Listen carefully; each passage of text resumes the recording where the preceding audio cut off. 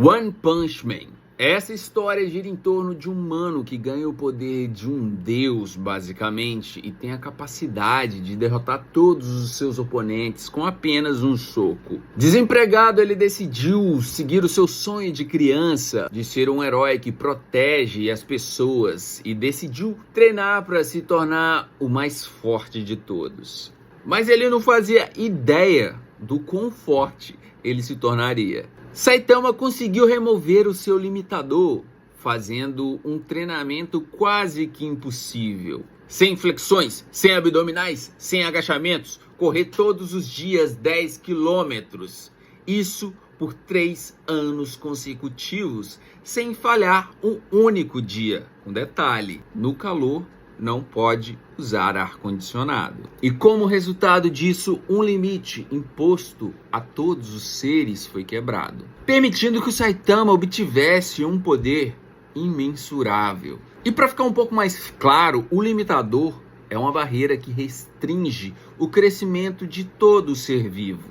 E o próprio Deus impôs essa barreira. E Deus colocou essa barreira como justificativa para evitar que os seres humanos não perdessem os seus propósitos. E todos eventualmente atingem o seu limite próprio, onde se tornam incapazes de crescerem mais, não importa o quanto tentem. Porém, Saitama quebrou isso, e ele se tornou o protagonista sem a jornada do herói, como a gente normalmente vê em muitos animes e histórias por aí. Histórias essas onde o protagonista tem um chamado para aventura, faz todo o caminho, onde cresce e enfrenta o obstáculo, o desconhecido. E no universo de One Punch Man existem monstros que têm níveis de ameaças diferentes, com a base do perigo que ele representa para a sociedade. E são eles o nível tigre, o nível demônio, o nível dragão e o nível Deus. Ameaças de nível Deus são extremamente raras e possuem um poder cósmico, catastrófico. Seres capazes de destruir civilizações inteiras pelo universo. Mas para Saitama isso não faz diferença. Ele já derrotou facilmente ameaças de nível dragão, como Vaccine Man, Kabuto em seu modo Carnage, o Rei do Mar Profundo hidratado. Esse último, inclusive, um monstro que derrotou vários heróis, dentre eles até heróis de Rank S. E o que esses monstros têm em comum? Saitama derrotou todos eles com apenas um golpe. O soco que ele deu no Rei do Mar Profundo foi tão poderoso que literalmente alterou o clima. Aliás, nem todos os monstros vêm da profundeza do oceano. Alguns deles moram entre as estrelas. E vagando por esse cosmos, existia também um ser que estava entediado de lutar contra oponentes fracos. Ele buscava um desafio e Lord Boros era o seu nome. Um alienígena conhecido por devastar o universo. Predestinado, veio à Terra para enfrentar um homem que o tiraria do seu tédio eterno. Boros e Saitama ficam frente a frente. Boros sente que Saitama tem um poder incalculável. E até aquele momento, Saitama tinha derrotado todos os seus adversários com apenas um golpe. Mas Boros era diferente. Logo no primeiro soco, Saitama quebra a armadura de Boros. A armadura essa que estava restringindo o seu verdadeiro poder. Em um dado momento, Boros começa a lutar com a sua força total e graças à sua regeneração absurda, ele consegue prolongar esse combate, mesmo tendo sido atingido por vários socos normais consecutivos do careca. Boros, com um chute poderoso, consegue lançar Saitama até a lua. Saitama então realiza um salto impressionante. Ele salta da lua de volta para a Terra em um movimento que exigiria uma velocidade extremamente alta, próxima à velocidade da luz. Boros, em seu limite, pretende acabar com essa luta e usa o seu ataque mais poderoso, o canhão que ruge, estrela em colapso. Ataque esse que ele afirma ser capaz de destruir toda a superfície terrestre. Vendo que Lord Boros está indo com tudo, em sinal de respeito, Saitama decide intensificar usando um golpe mais poderoso contra o Lord Boros. Ele usa sua série de socos sérios e apenas a onda de choque desse golpe é o suficiente para obliterar o ataque de Boros, e a pressão foi tão grande que foi capaz de dividir as nuvens do planeta. E mesmo assim Boros percebe que Saitama estava se segurando o tempo todo. Saitama continua enfrentando inimigos da Associação de Monstros, derrotando vários adversários como a Centopeia Anciã, colocou o Rover, o cão da Associação de Monstros, para correr, e até o Rei dos Monstros, Orochi, que se tornou ainda mais poderoso após lutar contra o Garou. Mas no fim, todos são derrotados com extrema facilidade pelo Saitama. E falando do anti-herói, Garou quer se tornar um monstro e acabar com a justiça desleal, e sua obsessão por isso é tão grande que ele literalmente altera sua biologia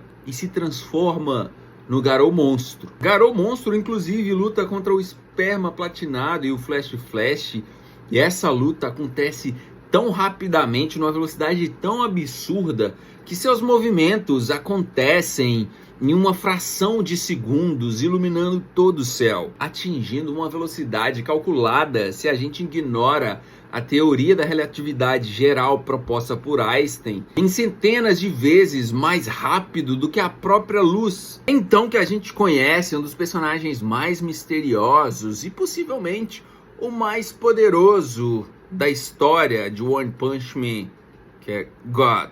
Blast, o herói de número 1 da Associação de Heróis, já encontrou com Deus e concluiu que ele é o criador da existência, tendo o controle sobre todo o tempo, espaço e energia.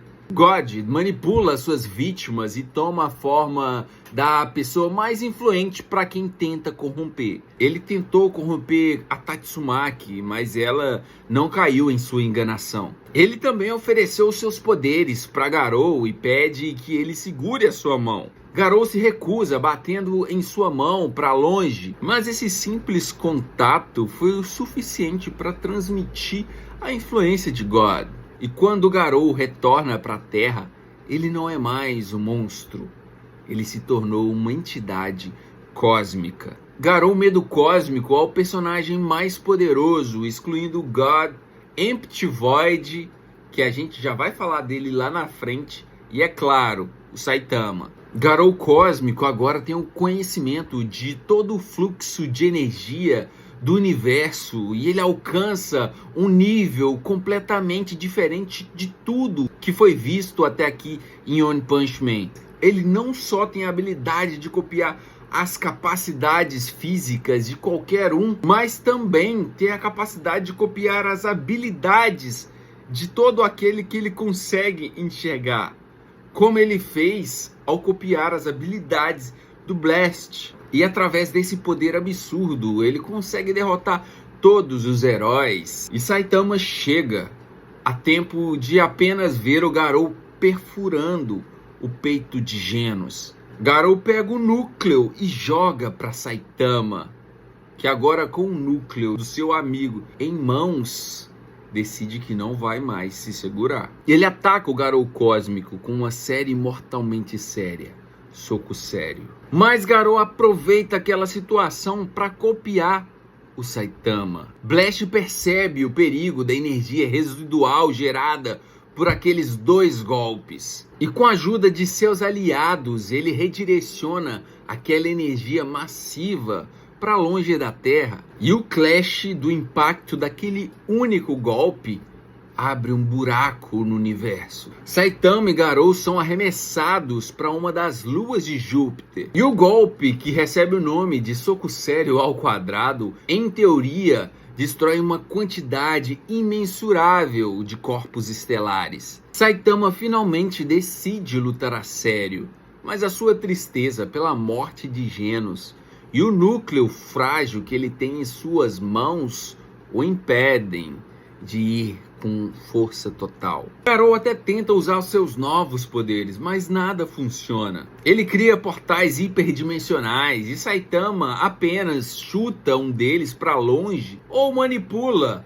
ao seu bel prazer. Saitama destrói a lua de Yo com uma virada de mesa séria, usando só 4 dedos. Garou percebe que Saitama tem uma força ilimitada e tenta copiar ele sem limites. Mas isso também não funciona. E o gráfico de poder do Saitama continua crescendo exponencialmente. Tão rápido que nem Garou pode copiar a tempo, a ponto de deixar o Saitama entediado. Então algo absurdo acontece. Saitama espalha pelo cosmo grande parte da superfície de Júpiter com apenas um espirro. Desesperado, Garou abre um portal dimensional fugindo do Saitama, no que o Saitama, com um peido atômico, faz ele voar pelo espaço mais rápido do que a luz. Garou está completamente derrotado, não tem o que ele consiga fazer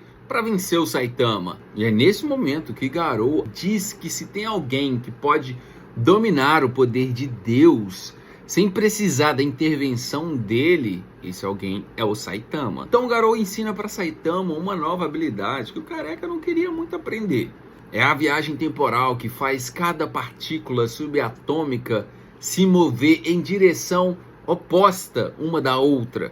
Saitama consegue viajar no tempo, mas é aí também que Deus confisca os poderes de Garou, transformando ele em uma estátua de sal. Saitama, voltando no tempo, ele derrota o Garou antes de tudo aquilo acontecer, vencendo com 0 golpes aquela luta. E esse definitivamente é o soco mais roubado do Saitama, onde ele supera a causalidade do universo. Por falar em causalidade, outro personagem conhecido como Empty Void mostrou ser um ninja cheio de truques, deixando Flash, Sonic Velocidade do Sonho e até mesmo Blast em maus lençóis, pulando para fora da causalidade do universo e desferindo golpes que cortam o próprio espaço. Mas, como o Saitama já provou que consegue ir também além da causalidade, ele consegue parar esse corte do ninja com apenas 2 dedos. E por incrível que pareça, esse não é o ponto alto desse feito do Saitama, porque o careca quebra completamente a lógica, puxando o corpo de Empty Void de fora da causalidade para dentro da causalidade do universo, extrapolando todas as medidas espaço-temporais com a própria força. E apesar dessa narrativa ter sido descartada completamente por Oni Murata, a ideia já foi lançada. E fica na história que fazer algo assim novamente não é algo absurdo para o Saitama. Mas ainda resta uma dúvida. Saitama pode ou não derrotar God com facilidade?